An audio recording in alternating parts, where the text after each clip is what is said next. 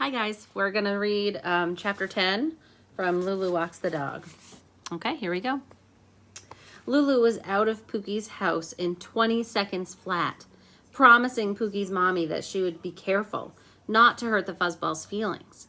Holding Pookie with one of her hands and Brutus's leash with the other, Lulu was hurrying over to Cordelia's when Pookie, finally, opened her eyes and wiggled, and then kind of squeaked. Then wiggled and squeaked some more.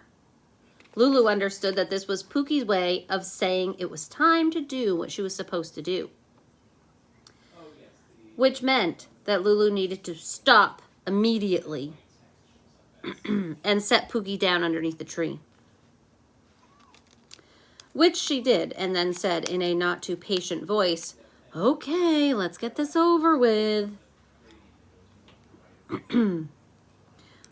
Do what you're supposed to do right now. She won't if you talk to her like that, said a voice that belonged to, do I have to tell you? Fleischman. She needs to be coaxed, he said. I'm not a person who coaxes, Lulu told Fleischman. Then bending down, she repeated, Pookie, right now. Except that when she spoke, instead of the pook part rhyming with Duke, Lulu forgot and rhymed it with uh-oh, book, which turned out to be a mistake, a big mistake. Pookie, yelping, leaped up in the air, and instead of falling back down again, she attached herself by her teeth to Lulu's jean jacket. Lulu tried pulling her off. Pookie hung on. Lulu tried pushing her off. Pookie hung on. Lulu tried shaking her off, but the once lazy fuzzball would not let go, hanging on by her teeth and somehow yelping at the same time, which isn't that easy.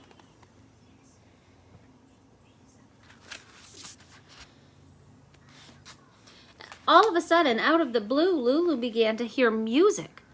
What was this music? Where was it coming from? Well, what do you know? There was Fleischman, who had taken his flute from his backpack and was tootling tunes into Pookie's ear. Fleischman! Yelled Lulu, still pulling and pushing and trying to shake off Pookie. Cut out the concert! This isn't a concert, said Fleischman. This is coaxing. Lulu watched with amazement as the yelping Pookie stopped yelping and hanging on by her teeth to Lulu's jacket. Instead, while Fleischman kept playing, Pookie let herself drop to the ground where, quietly squatting under the big leafy tree, she quickly did what she was supposed to do. So here's the big tree with the music notes floating through the air from Fleischman's flute, and Pookie doing her business. Why is everyone saying that Pookie did what she was supposed to do? From now on, I'm just going to say pooped. Fleischman whipped out the pooper scooper, cleaned up the little mess, picked up Pookie, and handed her to Lulu. Don't thank me, he told her, even though Lulu hadn't said a word. Actually, I should be thanking you. I should be thanking you for letting me. I don't want to hear it, Fleischman, roared Lulu. I really, really, really don't want to hear it. Now, out of my way. I'm seriously behind schedule. Look, this chapter says, timeout. I just this minute realized, even though I've already told you that Brutus is a great, big, and bad-breathed brute, and that Pookie is a tiny, lazy white fuzzball, I haven't yet said that, along with loving to hide, Cordelia is a long, low, short-legged hot dog-looking dog whose animal name starts with a D, except that I can't remember what comes after the D. Oh, and one more thing about Cordelia. She is very, and I mean very, vain. And remember, vain means that she likes to look at herself in the mirror a lot. Chapter 11. Lulu, filled with impatience, was standing on Mr. and Mrs.'s porch, and she was late. Fleischman was waiting patiently under a tree. He was holding on to Pookie, who immediately fell asleep, and gently patting Brutus, who promptly pooped. Mr. and Mrs. weren't upset about Lulu being late because they were too busy looking for Cordelia, who, even with Lulu's help, could not be found. Fleischman watched Mr. and Mrs. and Lulu calling, "Cordelia!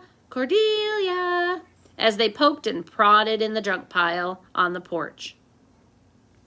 And then, because it was getting too late, and even though Lulu scowled to stay out of this scowl, she joined them, handing the 2 dogs to Lulu. Fleischman knelt by the pile of junk and started speaking softly in a language that nobody else on the front porch knew. Well, nobody but Cordelia. Because as soon as he started talking, she came popping out of the pile and yapping blissfully and waddling over to Fleischman. "It's Cordelia," shouted Mr. "It's Cordelia," shouted Mrs. "It's time," Lulu announced, "for me to go, quickly." Taking over, she attached Cordelia's leash to Cordelia's collar and holding on to all 3 dogs, Pookie against her chest and the others on leashes, she turned to Fleischman, nodded her head, and said, "I'm leaving." That nod was maybe Lulu saying thank you, or maybe not. Fleischman, though not invited, was leaving with Lulu. But Mr. and Mrs. had 2 questions to ask. What kind of language did Fleischman speak to Cordelia, and what exactly did he say to her? "I spoke in German," Fleischman explained, "because Cordelia is a dachshund, and dachshunds are German. I also know how to speak French. I also know how to talk to French poodles in French." Then he told Mr. and Mrs. what he said to Cordelia to make her come out of hiding. But I really don't feel like discussing that right now. There's Cordelia. Chapter 12. 6.5 minutes later, evening up with Brutus and Pookie, Cordelia pooped. Lulu needed to get back home, or else she'd be late for school. But she also needed to bring the dogs back to their owners. "I can do that," said Fleischman. "I don't have school today. They're giving me the day off because I'm so smart." Lulu knew she should thank him, but she really, really, really wanted to stomp him. Wouldn't you? Still, as Fleischman went off with Cordelia and Pookie and Brutus, and Lulu pulled up her socks and hurried home, she forgot all about the difficulties of the morning and thought about all the money she'd already earned, which inspired her to sing a money song. "Howie, Harry, Harvey, Hank, lots of money for my bank. Goldie, Gracie, Gladys, Glore, lots of money for my drawer. Money, money, money, money, money." Lulu thinks it's okay to use the name Glore to rhyme with drawer because she says Glore is a nickname for Gloria. I'm not so sure. After school on Monday, Lulu remembered all the difficulties of the morning and decided that she'd have to spend some money to make some. She went to the market and bought the cheapest dog biscuits she could find. She went to the toy store and bought, for only 69 cents plus tax, a plastic toy flute. Then she went to the library and took out from the language section an easy-looking book called Beginner's German. She figured it wouldn't take much to learn what she needed to learn to make the dogs behave. She figured that she would do just fine without Fleischman. Chapter 14. She didn't. Brutus hated the taste of Lulu's cheap dog biscuits. Pookie yelped when Lulu toot-toot-tootled the toy plastic flute in her ear, and Cordelia, who either did not understand or pretended not to understand Lulu's German, kept right on hiding. In other words, Tuesday was just as bad as Monday. Fleischman, who was hanging around, asked Lulu if he could help her. Lulu sighed and said a grouchy, "Okay." Chapter 15. Lulu bought better dog biscuits, practiced harder on the flute, and memorized saying in German, though it made her want to throw up, "You are the bestest, most beautiful dog in the world." But Wednesday was worse than Monday and Tuesday combined, because Brutus wouldn't start walking, and Pookie wouldn't start yelping, and Cordelia hid so well that she couldn't be found. In addition to which, Brutus missed and pooped all over Lulu's foot, maybe on purpose. Fleischman, who was hanging around, asked if he could help. Lulu sighed and said a grouchy, "Okay." Chapter 16. On Thursday, after a morning twice as bad as Monday and Tuesday and Wednesday combined, Lulu told Fleischman that she'd hire him as her assistant. She said that she would pay him $13 a week. Chapter 17. $13 a week? Is that fair? Let me figure this out. Lulu is getting $12.50 a week for Cordelia, and another $12.50 for Pookie, and a great big $15 a week for Brutus. Add all these up and she gets every week. I'm close, almost there. She gets every single week $40 whole dollars. And she wants to give Fleischman, who works just as hard, maybe harder, a measly $13 every week? That doesn't seem one bit fair to me. Hold it. Listen to what Fleischman is saying. "I don't want your money, Lulu. I'm happy. I'm delighted. I'm thrilled to help you for free. It's truly my pleasure to serve you." "Fleischman, stop it right now," Lulu roared, "or I'm throwing up right now on your perfect sneakers." Fleischman shrugged his shoulders and stopped it right now. Chapter 18. On Friday, and for the next 2 weeks, Lulu, along with Fleischman, walked the dogs. They took turns making dog biscuit trails for Brutus.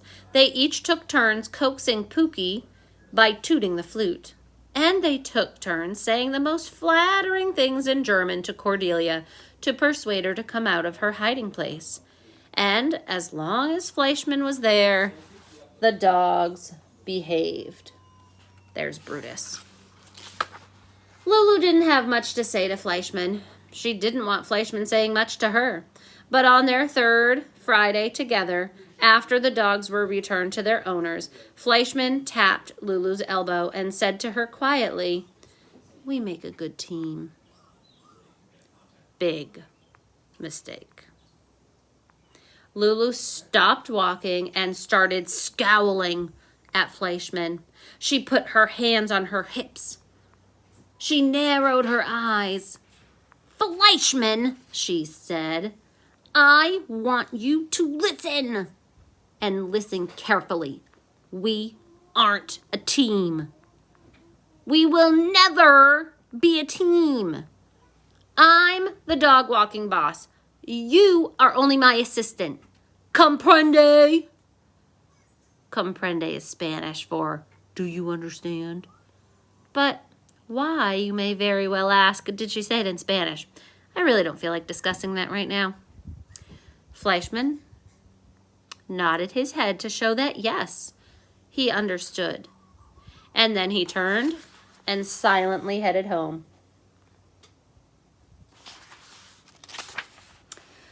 Chapter 19. Patrick, Preston, Polly, Pete, money for my special treat. Julie, Jackie, Jenny, Joan, money for myself alone. Money, money, money, money, money. Lulu sang a money song as she hurried to Brutus's house on Monday morning. Fleischmann was usually waiting for her outside, except today there wasn't any Fleischmann. Lulu gave him a minute, and then she gave him 2 minutes, and then she gave him 3 minutes. 3 strikes and you're out, said Lulu, to no one in particular, after which she announced, so what if Fleischmann isn't here? I'm going to walk these dogs all by myself. I know I can walk these dogs all by myself. She took a deep breath and said out loud, sounding a lot more sure than she maybe was, I'm ready to walk these dogs all by myself. And I have to admit that, for a little while, Lulu actually looked as if she were ready. Because Brutus followed obediently as Lulu dropped biscuits and made a dog biscuit trail. Pookie listened politely as Lulu coaxingly tooted her flute, after which she, as in Pookie, not Lulu, pooped. And Cordelia, after Lulu said some gooey blah blah blahs to her in German, was persuaded to waddle out of her hiding place. But as soon as Mr. and Mrs. waved goodbye to their Cordelia and closed the front door, the morning got worse than it had ever been before. Lulu, standing under a tree, said to the dogs in one of her bossiest voices, Okay, let's move it, Brutus, Cordelia, Pookie. Except she forgot and rhymed the pook part with book. So it would sound like, Okay, let's move it, Brutus, Cordelia, and Pookie. This, as you may remember, hurts Pookie's feelings, which, as you may remember, you don't want to do. Pookie, leaping up high in the air, fastened her pointy teeth onto Lulu's jean jacket, holding on tight and yelping at the same time, while Cordelia slipped out of her collar and went dashing back onto the porch, where she hid herself deep, deep down in the pile of junk. As all of this was going on, Big Brutus, who wasn't as dumb as he looked, circled wildly around and around the tree trunk, wrapping his leash around it just as tightly as Lulu had done on their very first walk together. And Lulu, who had been leaning against the tree as she tried and kept failing to shake off Pookie, discovered too late that she had been totally tied by Brutus's leash to the trunk. Totally, utterly, absolutely, embarrassingly, humiliatingly tied. She couldn't move her arms. She couldn't move her legs. She couldn't chase after Cordelia. She couldn't chase she couldn't chase after Cordelia or shake off Pookie. And she certainly couldn't untangle herself from the leash, still attached at the other end to Brutus, who was standing just out of her reach, triumphantly woofing. And if you find it hard to believe when I tell you that Brutus tied up Lulu on purpose, remember who's in charge of the story. Me. Lulu wiggled and wiggled, but she couldn't get herself loose. So after a while, she stopped wiggling and began to think about what she could do to get loose.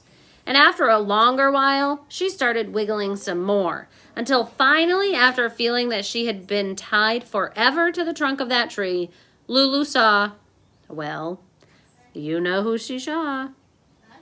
Fleischmann. Yep, there he was, good old Fleischmann, strolling slowly down the street playing You Are My Sunshine on his flute. Just the person Lulu did not want to see. Just the person Lulu needed to see. Just in time to take another time out. And that is where we will stop for today. We'll start with a timeout next time. See you later.